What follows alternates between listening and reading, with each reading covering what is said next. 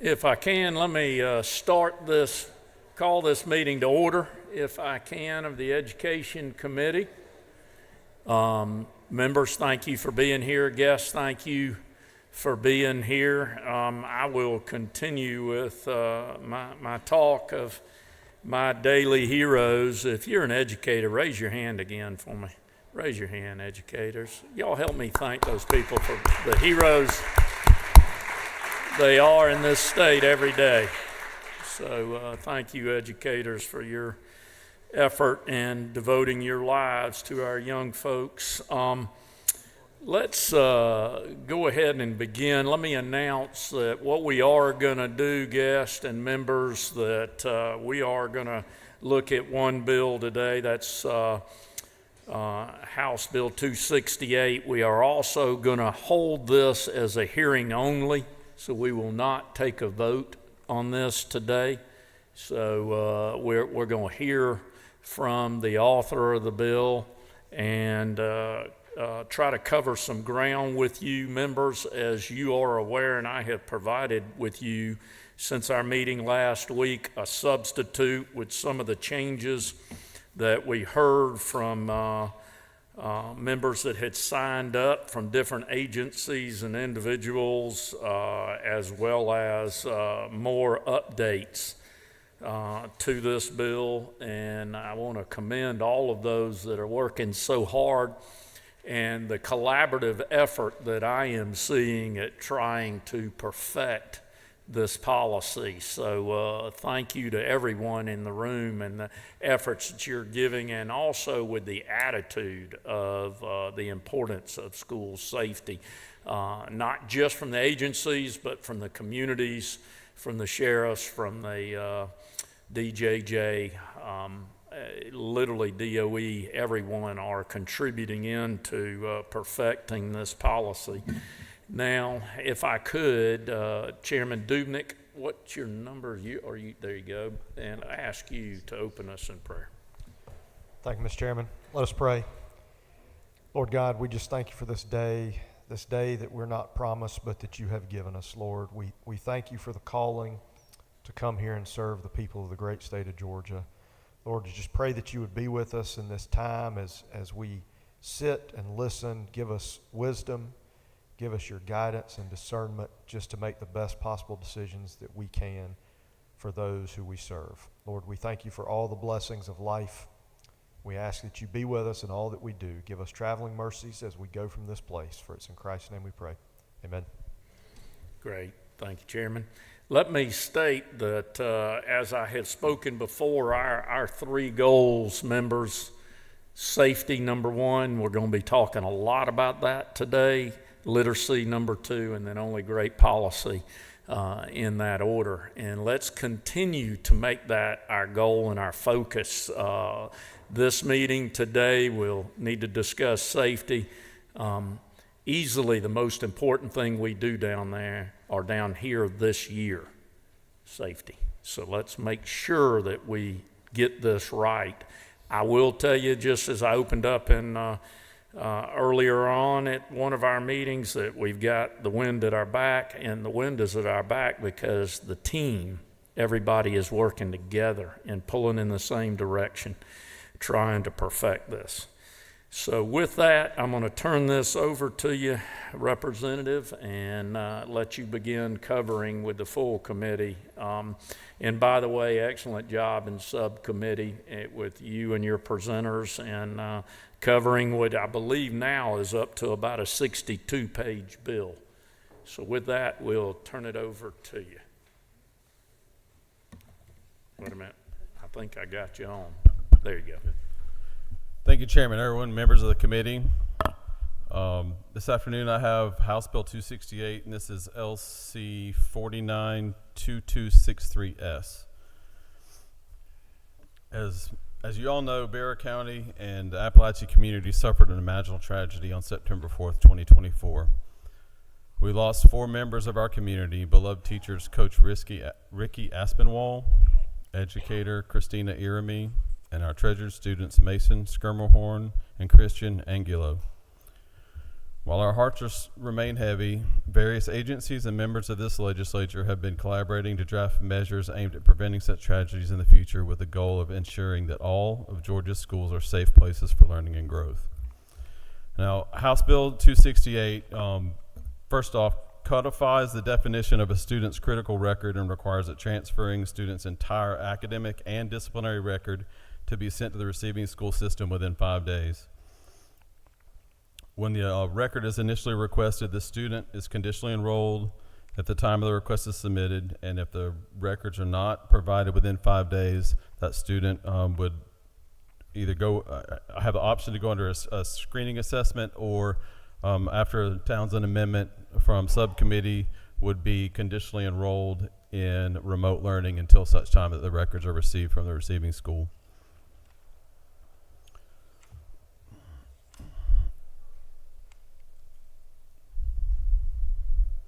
This also mandates that local boards of education provide parents or legal guardians with electronic access to their children's complete education records upon request. And there are also provisions for dispute if there's inaccuracies in the records.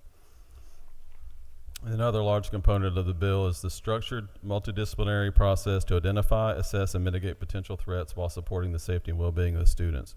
This is where GMA and Homeland Security come in to create this student safety database. We're calling it S3 database, where it will collect, integrate, and analyze data related to student behaviors that may pose threats. It will also help local school systems make informed decisions about threats and coordinate intervention services for at-risk students. One of the provisions of that process is to create behavioral threat management operational processes, and also to help schools that don't currently have threat management teams to help guide them in creating their threat assessment teams within the school system. There's also increased penalty to a threat made to a school, to increase that to a terroristic threat level. And then the last portion, or last major portion of the bill, would be to create qualified mental health coordinators, and also grants for the local school systems to hire those coordinators. And that's all I have. I'll open it up to questions, and also have the Deputy Director of Homeland Security, Linda Creblay, and K-12 Solutions, Brock Wilson, is here as well. They take care of Infinite Campus for the state. Would you want to, Representative, turn it over to them for comments, as they have been very engaging in the subcommittee with their information, or do you just want to go straight into questions? I'm fine going just to questions. I'm sure that'll be. Okay, we will open it up then at this time and see if we can address your questions. I know most of you were sitting in the meeting with us in subcommittee last week. Know that we have spent some time, those that have come in the room, trying to work through a lot of the discussion that we had in subcommittee. But let me start entertaining some of these questions that are coming up. Again, Chairman Dubin. Thank you, Mr. Chairman. I appreciate it. Representative, I appreciate you bringing this bill. If I could ask you two questions. Yes, sir. One, could you speak a little bit to the mental health coordinators, what that process would look like, what we're hoping to gain there, what the scope and the depth of those mental health coordinators will be? Sure. So they'd be employed at the school level, and they would help local systems identify and facilitate interventions with students who are at risk for mental health concerns. So they would be like the front line, along with the threat assessment team, be front line to identify those students' needs, and then help get them the services they need before it would escalate to like the situation we had at Appalachia. If I understand correctly, Mr. Chairman, that we would be, as you said, Representative, we provide grants from the state. So those would be state-funded positions that would flow through our LEAs, correct? Correct. And there's a I can't remember the numbers, but there's a 3-tier for, based on population, how many they would have, whether it be 1, 2, or 3 available. One follow-up question, Mr. Chairman, if I may. Go ahead. Thank you.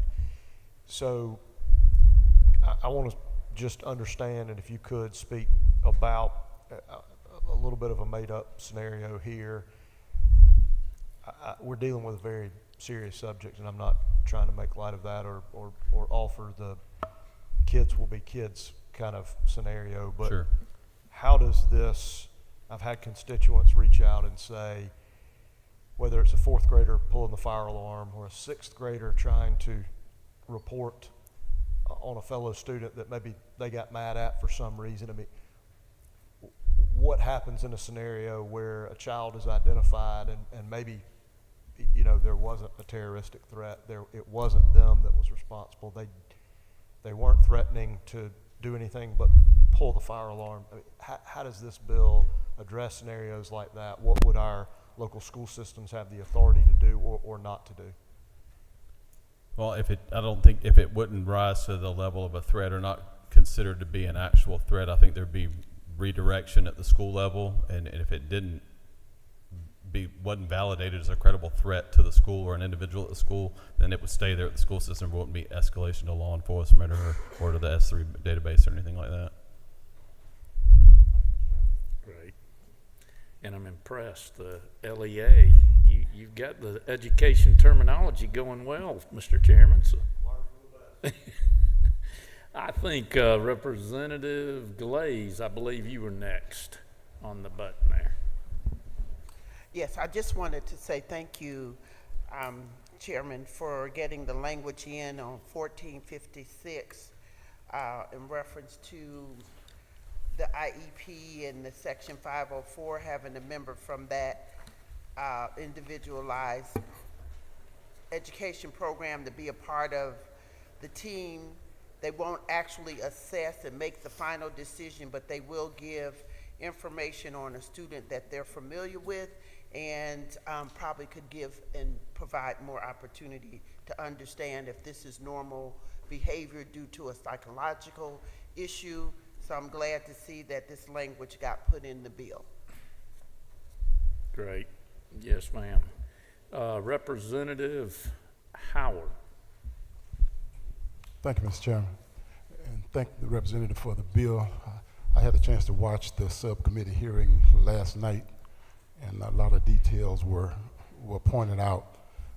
But one of the things I heard was that there are a lot of states that are considering this type of legislation.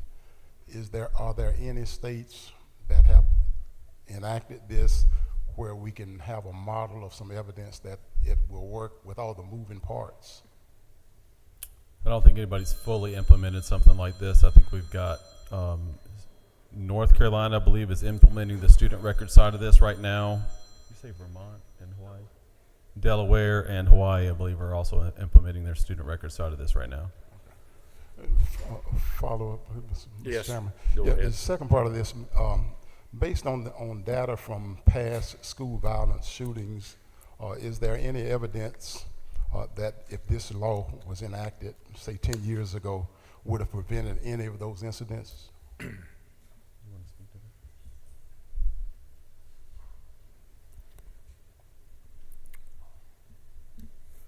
that? Thank you for the question, sir. Again, my name is Linda Kerblay, Deputy Director of Homeland Security at GMA.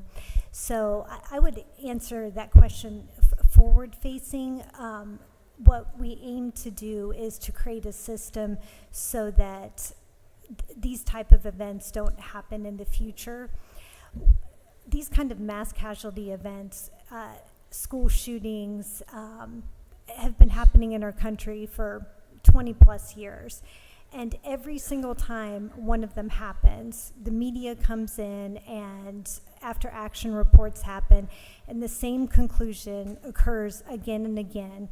And that conclusion is that the perpetrator of that action displayed signs that they were on a pathway to violence, observable behaviors that if they had been captured and collected, analyzed, and acted upon, there was a possibility of prevention. It's not a guarantee, but there's a possibility. And so we're really as written in this legislation, it's really a prevention-based model to try to provide positive interventions to at-risk students before they cause harm to themselves or others. Representative, I'll answer too. With my reading, the answer would be resounding yes. And I think it would have been prevented well before it even became a thought in any young man's head, truthfully. Let's go to number 3, Representative Lupton. Thank you, Mr. Chair. Thank you, colleague Persinger, for caring so much about this and for working so hard on it. Thank you. Of course, I missed the rundown right at the beginning. I had a page, so I was a skosh late. We understand. This is about getting records more quickly and efficiently between schools when a student moves. Correct. But the S3 is for real-time assessment of students. Am I correct? Like this, the S3 is a separate Correct. system. It's Okay. more of an evaluation of a credible threat. Okay. If that school management team decides that there's more here, it needs to be escalated through law enforcement into the S3. So we're basically trying to plot data points we currently don't have plotted so that we can head this off before it happens. So is the group of people who have access to the S3 different than the group of people who have access to the transferred records from the other school? Yes. Or are they interchangeable? Different. They're different? Okay. Yes. Okay. That's it for the moment, but thank you. Great. Number 33. Is that Representative Townsend? Yes. Okay. Thank you, Mr. Chair. Representative, question for you. I think I'm around page 669, or line number 669 on the new substitute. We talked about the reportable offenses where it would be documented, where possibly, I think the sheriff's brought it up of, and it may be in here, what offenses do we actually report? I don't know if we've had to nail that version down or if we want to nail it down to like high misdemeanor and above. So if the kid's caught riding on the wrong side of the road on a bicycle, he's not reported as a threat. But if a kid makes a terroristic threat or something more harmful, or felony, of course, or high misdemeanor, maybe that is reported as a threat. Didn't know if we've kind of tried to nail down that language of what's actually reportable. We did. I'm looking for it right now. Where would you say you were looking? I thought it would be around 669, but I could be totally wrong. I don't think it was clarified early in the previous version. It was kind of there, but it wasn't clarified, and that's one of the things we brought up the other day as possibly to look at, kind of tweaking or adding to it.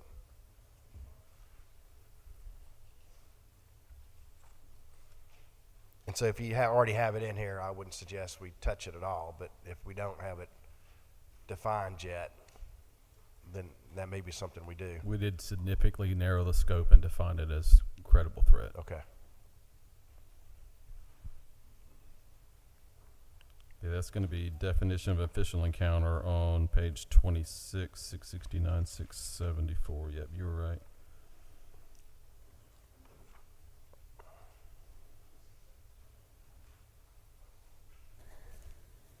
Representative Townsend, hold on one second.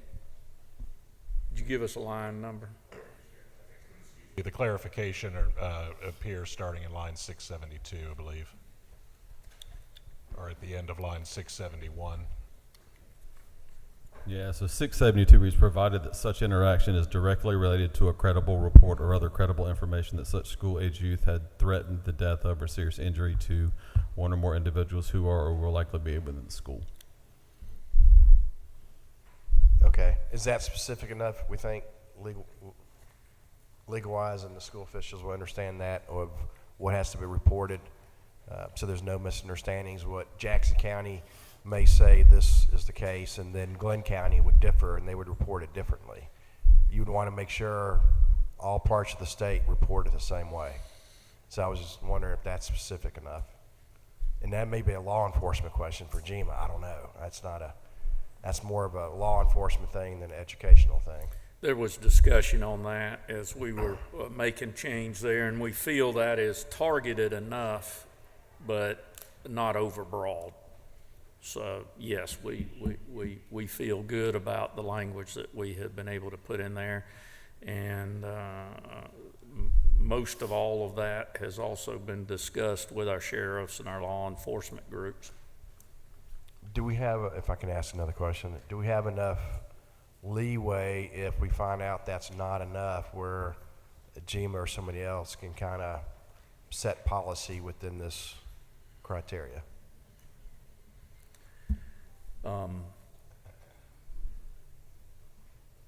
I can't tell you that we wrote the bill just to have a bunch of leeway all the way through it, Representative. I do think there is some area where we do need to be targeted, such as we have here. Specific violations, I will say, that we need to make sure if they occur, they are reported and they're investigated. Let's think about, we also develop over time this policy that I can see in the future that as the environment changes that we will adapt this bill and it will continue. This is a beginning spot for us. Michael, can I ask you, as we had discussions, to talk on that too?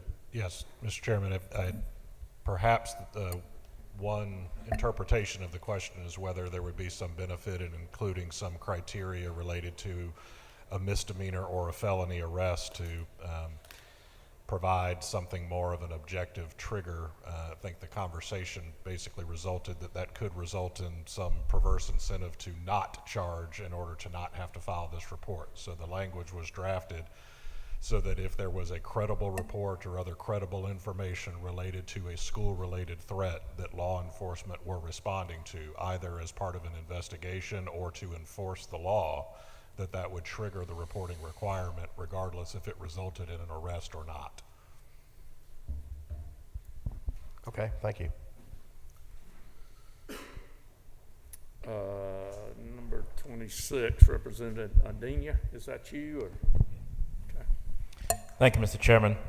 I'd like to go back to the database, and Representative, thanks for bringing this bill forward. But in particular to the data, do we know how many systems will be touched in terms of integrating the database?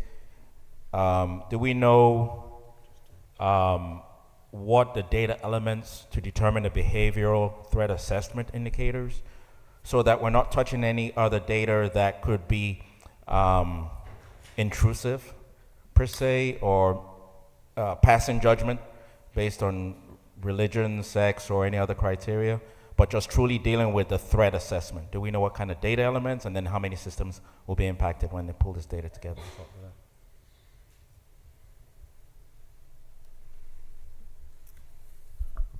Thank you, sir. I'll try to answer that question. So, first of all, in terms of the indicators that we would be looking for from a behavioral threat assessment management team perspective, I want to start there and just explain that that's kind of the heart of what we're doing in the community. So for 3 years, GMA Homeland Security has developed behavioral threat assessment management training that was built on the foundations of U.S. Secret Service, FBI Behavioral Analysis Unit, DHS best practices, as well as academic experts. And their combined findings are that there is no profile, there is no demographic of an individual who is going to carry out one of these heinous crimes. It is the behavior that we're looking for, and so that would be the behavior indicators that would be a part of what the behavioral threat assessment teams are looking at, as well as the S3 database. To the question about the number of systems, one of the problems in trying to prevent mass casualty attacks is that we have so many information collection systems, even within our state. There's CSEND programs at the state level, at the local level. There's crisis lines, there's nonprofits that run tip lines, but there's no centralized, comprehensive statewide system that compiles that information. Now that information will absolutely need to be FERPA, HIPAA, and compliant with law enforcement regulations, but that is what we're seeking to do, to kind of be a repository for that type of behavioral threat information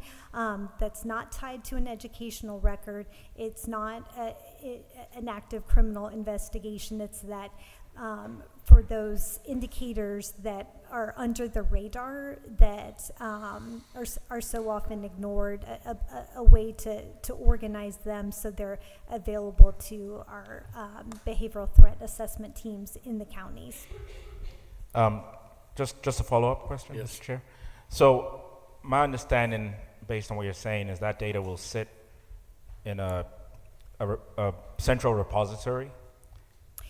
It would be a central repository, but I do want to be clear that the way we would intend to build that, based on the guidance from the proposed legislation, is that any information that is pertinent to a county would be resident in the county. So they don't, if there's a problem in Chatham County, they don't have to wait on someone in Atlanta to share that information with them. It would already be resident in their access, and so it would be built in with access controls for those privileged users that have access to the system. And then when an individual moves, that file would move with them. But we don't want to build a system that's one way in and no way out. One last question, sorry. Yes. My concern about that is with data in several repositories is the security of that data.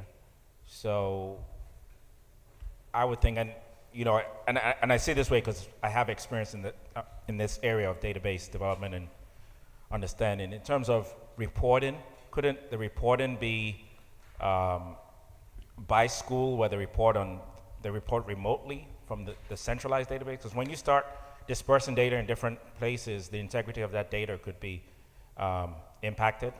And then you talk about other concerns, such as cybersecurity concerns around that data.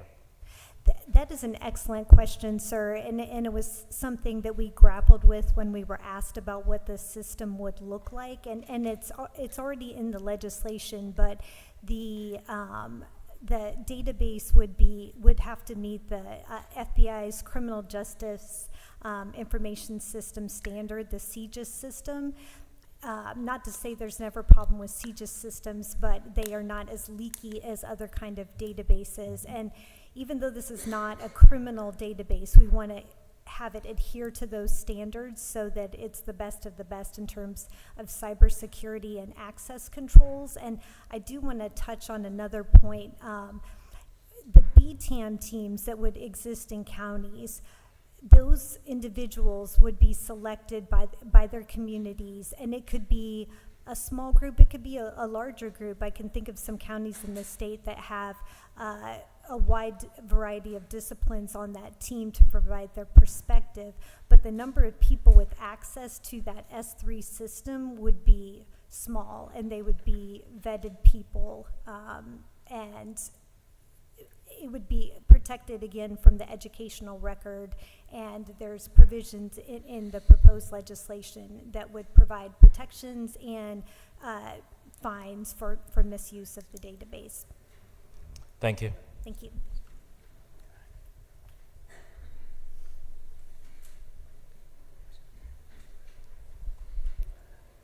Okay, let's see if I can remember the order. Was it Representative Cox, number 13?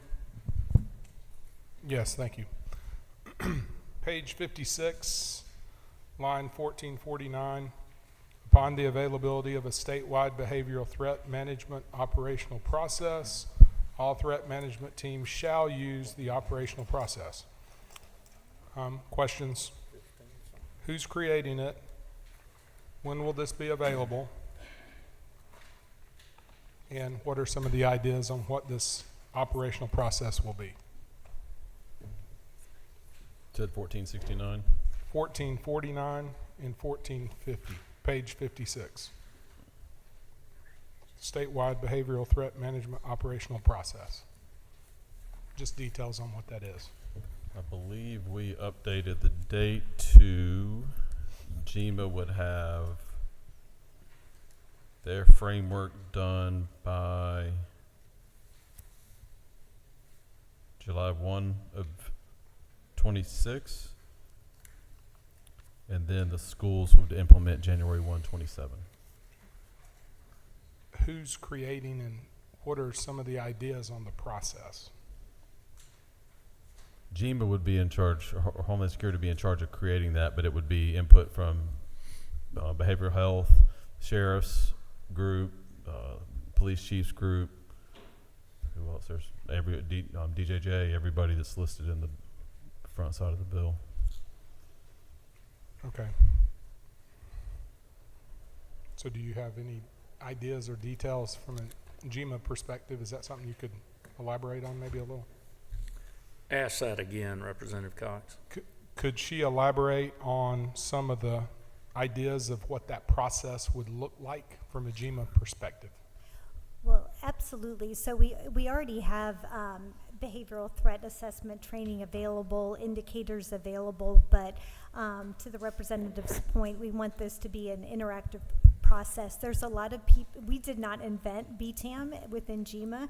As I mentioned, we willfully stole it from the federal government and academic experts, and behavioral threat assessment thinking is constantly changing. We have to go to conferences and stay relevant with it. So just looking around the room, any agency that's named as part of this process, we would want to hear from them, from our sheriffs, from our chiefs of police to help inform that process, because there were BTAM teams active in the state before we even started the courses that we developed. We do have some ideas on what the indicators would look like, but we would want to allow a robust process so that everyone's voices and expertise were heard before rolling out a statewide system. A follow-up. Is there the possibility that tracking and monitoring of kids would be occurring? Could you elaborate on what you mean by that? Well, the sheriff mentioned the other day about tracking and monitoring the kids that he believed was a threat. So the way the legislation reads and the way we've been rolling out BTAM in the K through 12 school community is a school-based approach. You can use BTAM at a sheriff's office, at a corporation, but the way we envision this is, and as it's legislated, it's for the schools to manage the fact that they have to educate children that at times present behavioral threat indicators, not enough to take them out of the school, but they need some kind of help. So the school that they're in will naturally be monitoring them, but it is not as written in this bill, to my understanding, or the way that we have been implementing it, a way to track our children in some kind of big government fashion. And I should also point out that this is the S3 database would not track all students. There's no reason to monitor the activities of our valedictorians and the captains of the football team and the head of the honor council of the school. These are only the students that had an encounter where there was a credible threat and the school community was worried about that student. Now, if there's a separate criminal investigation, I cannot speak to that. We're not a law enforcement agency, and of course, law enforcement would, if they're pursuing an investigation, would use their capabilities in that area. So I hope that answered the question. Okay. Let's go over to, I believe next was number 40, Representative Wilkerson. Thank you, Mr. Chairman. It sounds like, just from the questions I've heard over the last few days, comments in the hallways and comments from educators and advocates, is that we already have some systems in place and this is maybe to JEMA, because I've heard you reference a couple of times that we have things in place. And then we're trying to get to a future state, but there's a lot of questions on how these pieces all tie together to make sure they work out. So a lot of times in my day job, we'll have written words, but then we'll also have pictures to make it simple. Is there any diagram as far as timelines, as far as pictures of what goes in the database, like, you know, like this person does this and gets in the database, this is how they get out of the database, this is who has access to the information? I think if we plopped it on a piece of paper, that would be helpful, I know for me, but is there anything like that right now? Because I really don't know exactly what JEMA has, because it sounds like you have a lot of things already in place. Is that correct? That's a JEMA question. Are there, Yes, are there already a it's lot in of tools place in now. place?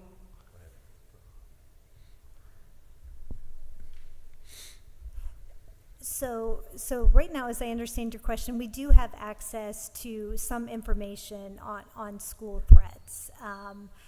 But to answer your question in full, it's in my mind an implementation question. This bill has been revised and revised and revised, and so the definitions have changed. So we haven't put together a flow chart of exactly what kind of information would be entered into the system until the legislation is more finalized on what this group and the larger General Assembly want to have in the system.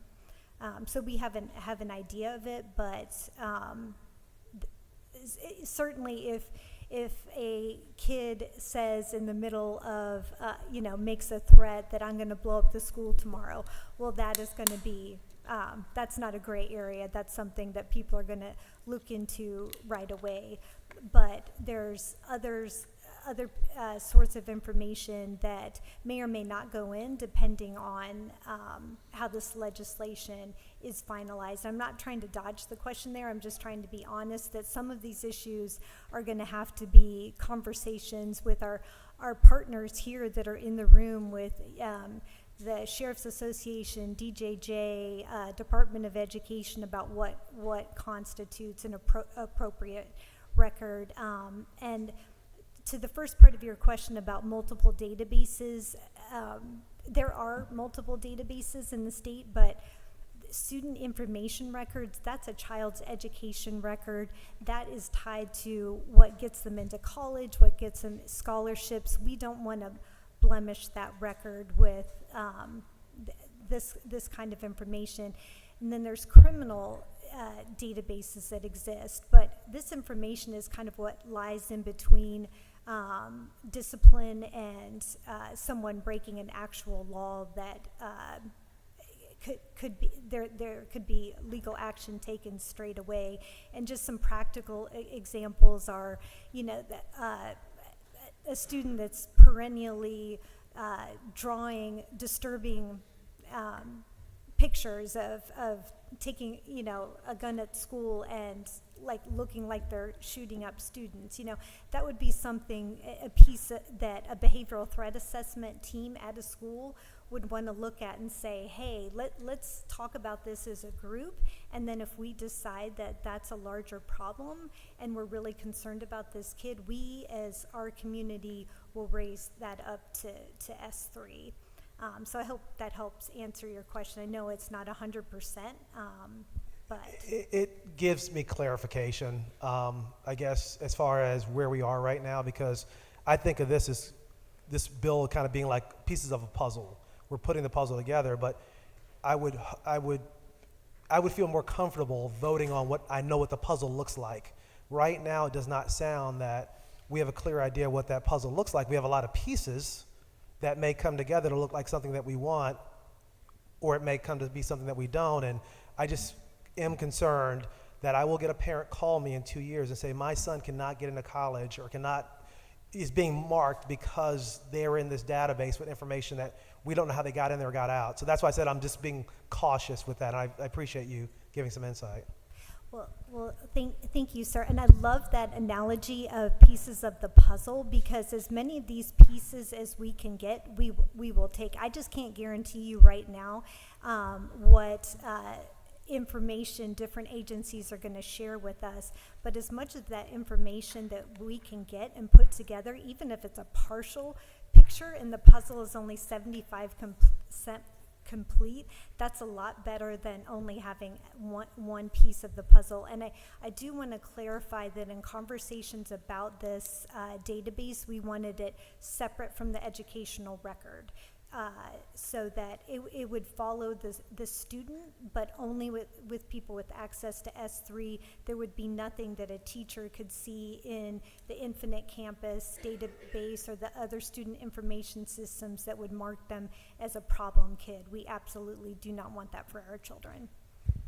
Even if that child is a real threat, you don't want that teacher knowing? That would be a local decision. That would be a local decision. All right, Vice Chair Rice.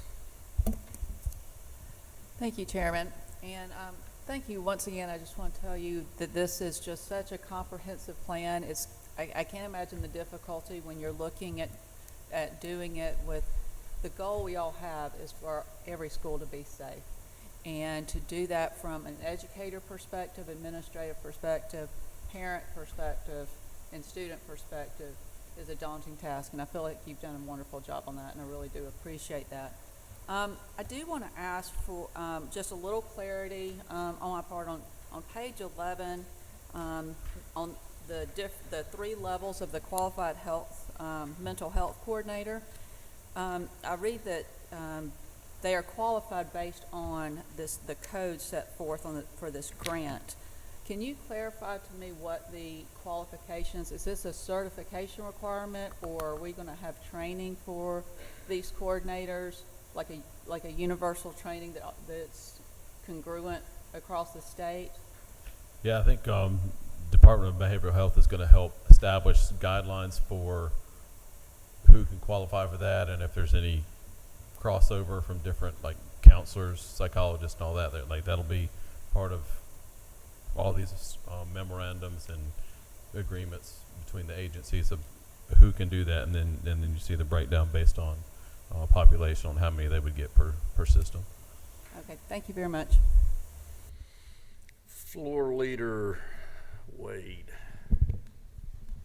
Thank you, Chairman. Thank you, members, and thank you, Holt, for all your work on this. We've been standing with you the whole time. We appreciate your effort. Thank you. 2 quick things. One is kind of a question, and the other is just a kind of a comment for the body to consider. This was testified in subcommittee just to do that. So I want to start with a comment.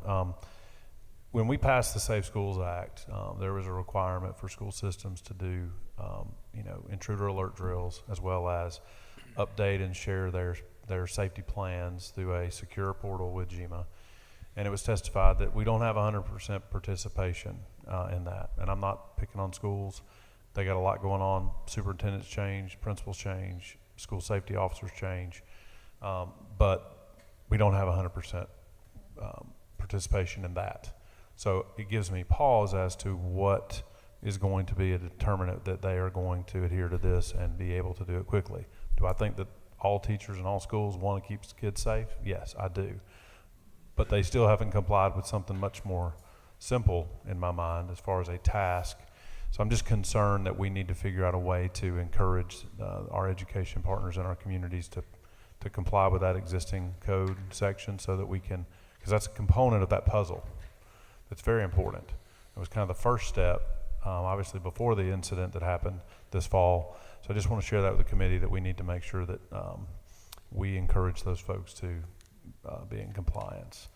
My question is, there is nothing in this bill that will prevent within that ecosystem in the school that parents will continually be involved if their child is, identified as someone who is a credible risk, whether that credible risk is a higher risk or a lower risk, but parents, guardians, they will be included in that process. I had a 45-minute phone call on my drive down today with an advocate that was very concerned that somehow parents were going to be excluded in certain situations, and I've not found that in the bill. I just want to make sure you have an opportunity to clear that up for anybody that has that concern. I would hope that they would be involved in that. If that meeting determines that there's a credible threat or an issue, that parent is looped into the counseling program or whatever reaction or help that this child needs, that they're fully aware of what they need. And floor leader, let me offer a few lines just to look at 1545 through 1558 and see if that will help with some of your questions there. And I'm going to move on to Chairman, you have sat there patiently. Rick Jaspers, you are up. Thank you, Mr. Chairman. You know, you've done a great job. It's been a heavy lift. I know it's been a lot on your heart, and you've just done a great service for our state working on this.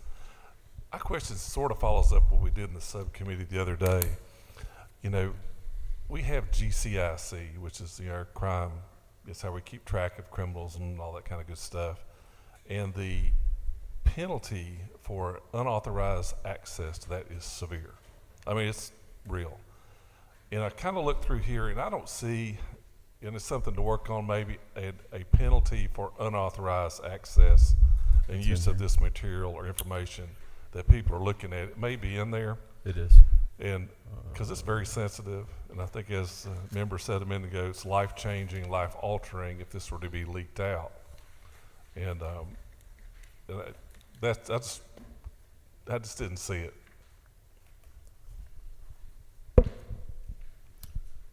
And you'll have to find it right now. I'll get it to you. It's in there, but I'll also submit to you that same discussion we had in the subcommittee. Everybody that's accessing student records or database is pretty much covered by PSE or post-certified. So there is repercussions on their employment and their ability to maintain their employment as a certified educator or a post-certified law enforcement individual. If we can, just I think there might need to be, and Chairman, you know much more about this than I do, that there needs to be something in here that draws that out, that says Sure. that they have this, I used the word hammer the other day, over them, that's very clear, you violate this, you're going there. Because I think the parents really want that security that, if their child gets in this world, that they're protected at least by that security of information. Thank you, Mr. Chairman. Thank you, and we'll continue to look for what we have in there for you. Representative Paris, I believe you were there. You patiently waiting. Thank you, Chairman.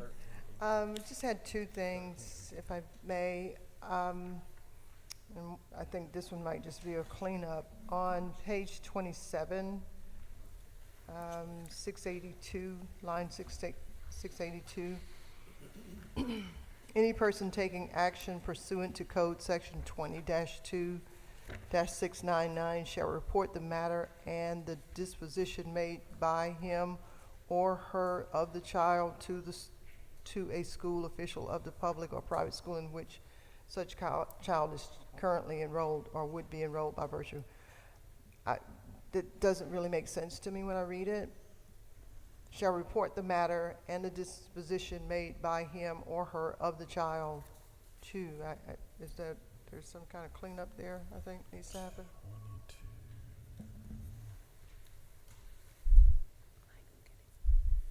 Michael.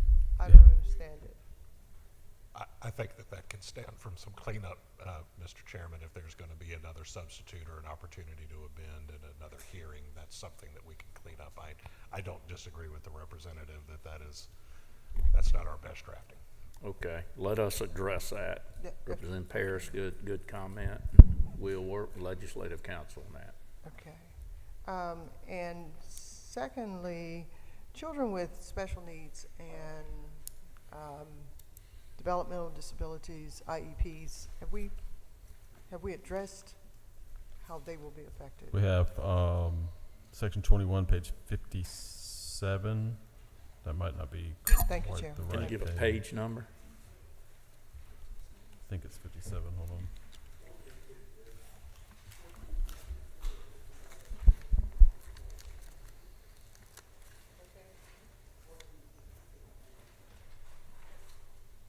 Yeah, around line 1457. Anybody under an IEP or 504 would have at least one member of the threat management team shall have personal familiarity with such plans. So that special ed student's individual teacher would be part of that threat assessment team that would evaluate.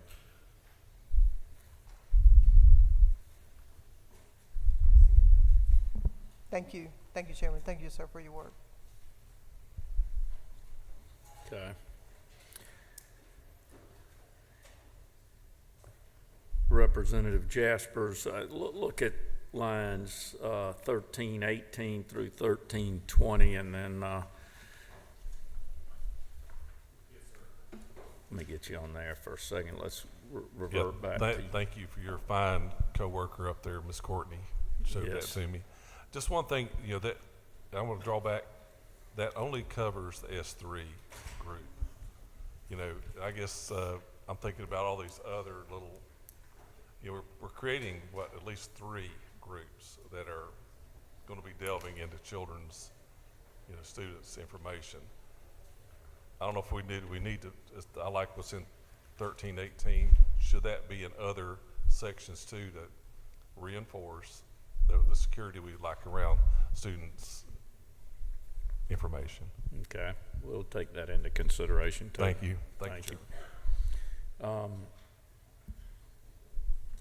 Chairman Hilton. Thank you, Mr. Chairman. Just 2 quick questions. Number one, talk about GBI and maybe how y'all have interfaced or interacted with them. I like the line of questioning. I think it was down here about paint this picture for me. We've got all these agencies, and talk about, have you consulted with them? What's that interaction been like? And because I got to imagine, does GBI already have a threat assessment system of some type? What I'm trying to do is get to, I don't want to see us build something from scratch that may or may not already exist. Then you can correct me if I'm wrong, but GBI is more than just school threat. They're analyzing all threats. And my understanding is in our situation, it was a FBI picked it up as a threat for a threat to shoot a school. It was delivered straight to Jackson County Sheriff's Department. Never went through GBI. Never a record with GBI, to my knowledge. I guess what I'm asking is, could we build off of their system that's already in place? Want to talk to that? And all I'm trying to do is get to the solution quicker to keep our kids, yeah. Right. So we have a great working relationship with GBI's GSAC, and we promote their CSend app across the state. So we would absolutely be working in conjunction with them. We currently, our sworn law enforcement team sees the school-related threats that GBI receives, but bear in mind, GBI and GSAC only receive what is reported to them. They do not see threats that are reported to other police departments, Board of Education police departments, all of the other CSend programs that are in the state. And so this would, S3 system would work to unify all of that data. And they're also looking at the criminal investigations and criminal threats. And the majority of people who become school shooters have never committed a crime or come on the criminal radar. So again, we're trying to collect information that's behavioral threat related to. If this were purely a criminal system, then yes, we could house it in GBI, but this is attempting to capture some of that information, but also behavioral information that is indicative that someone is on a pathway to violence.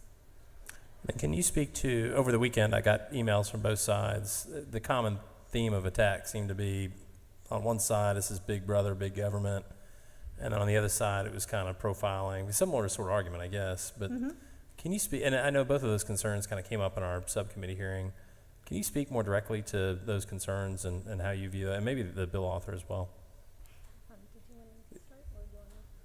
Okay, so one, the big brother aspect. So right now, that information is being collected in different channels that don't speak to each other. As I keep kind of mentioning, there is no comprehensive statewide system that puts together all of the school and student safety threats that we have in our state. So that's what we would be trying to do. So what happens time and time again is that an agency receives a threat, they act on it. I have very good faith in the people that operate these systems, but then it's either a law enforcement action is taken or not, and then it's case closed.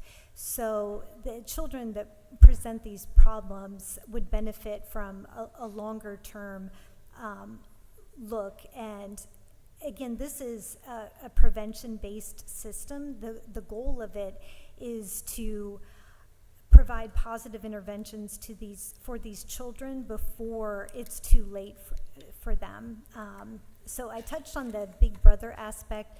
The other side, the profiling, I cannot say this enough. There is no profile of a school shooter or an individual that wants to do harm ourselves to others. There is no demographic there of any sort. It's all about behavior. And so what we're looking to capture here is the pathway to violence, which starts with a grievance, and then people start planning and thinking about things, and then if they're really serious about it, they start planning. And that's where you kind of have people who can observe that someone is talking about it, that they might tell a friend that I'm fantasizing, what happened to me, I need to go take revenge. But it's another level up the ladder if they're planning for it and starting to acquire weaponry or a bulletproof vest or something like that to carry out the plan. And then even beyond that is the preparation and timelines. I'm going to, do this on such and such date. And all along the way, the people are, that are students, and it's touched on in this bill that students have a voice in being able to report threats. So it's the behavior of the child, not what they look like, not what house of worship they go to. It's what they're doing that raises the hair on the back of their friend's neck when they talk about it or to their teacher. So that's what we're looking at. I hope that answers the question. I did. Thank you. Okay. Representative Lupton, surprise you again. Thank you, Mr. Chair. I appreciate it. 2 questions. I have so many more than 2 questions, but I'm going to limit it to 2 questions. Page 33, lines 850 through 852, and page 34, lines 874 through 876. One says, hey, we need to develop a statewide anonymous reporting system, okay, by the Department of Education, by the state DOE. The one on page 34, lines 874 through 876, says each local board of education will either develop and operate or contract with a provider for an anonymous reporting program. So is a statewide program going to be created? And is on 34, you're saying, hey, local school districts get on board with the state system, or you're going to be paying for it yourself? Or are these 2 different directives?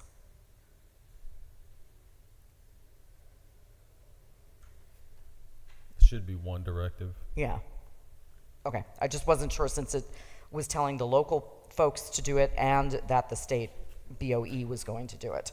So that was that. On line 637, 638, page 25, the lines previous to that have been changed to kind of include a bunch more information I guess, to be put into those student reports for transfer students. And it says, inform all teachers to whom the student is assigned that they may review the information in the student's profile. So that transfer profile, will that have the S3 in it as well? Will teach, how far into this are teachers going? Because this specifically says teachers. So I'm just wondering how far into this teachers can actually peer. Teacher is the student record, their educational record, and their disciplinary record. Okay. Indistinct. Okay, so the S3 stuff that's going to be created will not necessarily be glommed onto that with a transfer Correct. student. Okay. That's it. Thank you. Okay. We have exhausted the questions. Let's just take a breath for a minute here. As members, this is for you. 62 pages, a lot to digest, a lot that has been changing in this. I'll tell you, I do appreciate your effort and your questioning, and what I'm seeing is the teamwork trying to perfect this again. Let's continue that. We have the author standing up there.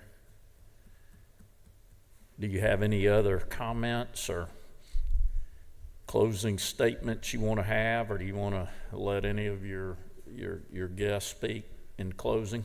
I think we've covered everything. Either one of y'all want to cover anything else? I'm sure I'll have a few more offline conversations this afternoon and tomorrow. And we've been having plenty of those, and we will continue that. Members, Representative, thank you for this bill and the work, and willing to work with all the groups in there. Audience, thank you for your participation. You know, we really don't have a timeline on this. I will tell you that in my mind, it is the most important thing we do right now. And so we've got to continue to have the energy and the wind at our back to get this done. And so just know that I'm not going to rush it, but I am going to tell you that deadlines create action. So if we say 2 weeks, 3 weeks, that might be too far out. We need to be thinking in the very near future, so that deadline could very well be this week. So let's have these conversations that we need to, ask the questions, send the emails, send the text, so that we can get to a point where we're very comfortable with this and that it'll make the difference in many lives in the state of Georgia. With that, we'll adjourn this hearing. Thank you, Representative, and your guests. Thank you, Chairman.